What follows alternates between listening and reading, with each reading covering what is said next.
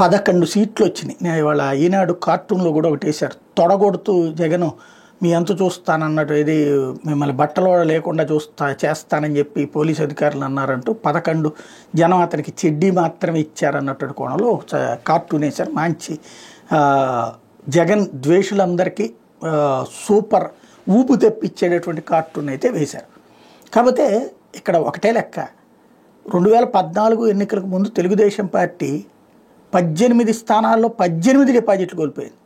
ఒక్కచోట deposit కూడా రాలా. YSR Congress party 15 చోట్ల గెలిచింది, 3 చోట్ల డిపాజిట్లు తెచ్చుకుంది.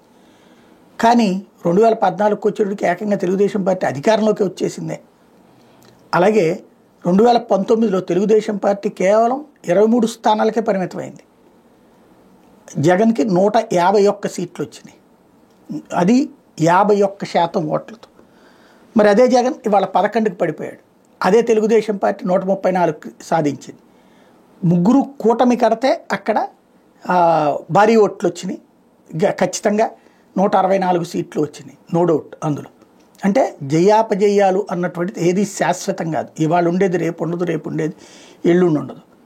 అయితే జగన్ పని అయిపోయింది అన్నటువంటి దాంతో ఏది వాళ్ళ నాయకుల్ని కేసులు, అరెస్టులు, కార్యకర్తలు, జైళ్ళు ఎన్ని చేసి ఇక పార్టీ వైసీపీ మాటెత్తాలంటే వణుకు పుట్టించాలన్నటువంటి ప్రయత్నం చేస్తున్నారు. అట్లాగే వైసీపీ సంబంధించిన అనేక మందిని ట్రోల్ చేయడం, అటు శ్యామలాన, చివరికి నిన్న ఒక చిన్న పాప జగన్ దగ్గరికి వెళ్ళినటువంటి దృశ్యం మీద అమ్మాయి గురించి దారుణమైన ట్రోలింగ్, అప్పట్లో గీతాంజలి అనేటువంటి మహిళ గురించి ట్రోలింగ్ ఎట్లాగైతే నడిచిందో ఆ టైప్లో ట్రోల్ చేస్తున్నారు. అంతా బాగానే ఉంది. ఇప్పుడు అయితే జనం ఇక దీంతో జగన్ దగ్గరికి వెళ్ళి ఎందుకు మనం అనవసరంగా కంపు చేసుకోవడం అని ఆగిపోతారా అంటే కనిపించట్లేదు. నిన్న బెజవాడ దగ్గర క్రౌడ్ ఎగబడి వచ్చారు, ఇవాళ గుంటూరు దగ్గర క్రౌడ్ ఎగబడి వచ్చారు. సాధారణంగా వెంటనే మీకు బుర్రా బుద్ధి ఉందా, డబ్బులు పడేస్తే జనాలు వస్తారు, కుక్కల్లా వస్తారు, పందుల్లా వస్తారు మాట్లాడేవాళ్ళు ఉంటారు.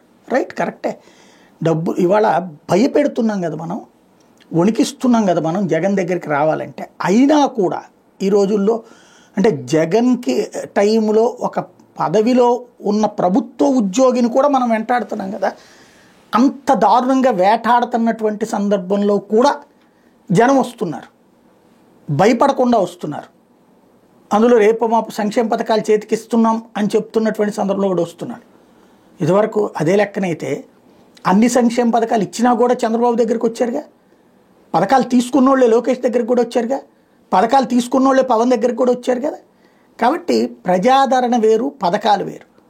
ఇక్కడ జనాల్ని ఆపాలి అంటే అతనికి వర్స్ట్ సిచ్యుయేషన్లో 40% ఓట్లు వచ్చినాయి, సూపర్ సిచ్యుయేషన్లో 51% ఓట్లు వచ్చినాయి. ఆ 11 అనేటటువంటిది అతనికి ఏదైతే అతని జయాపజయాల్ని శాసించినాయి.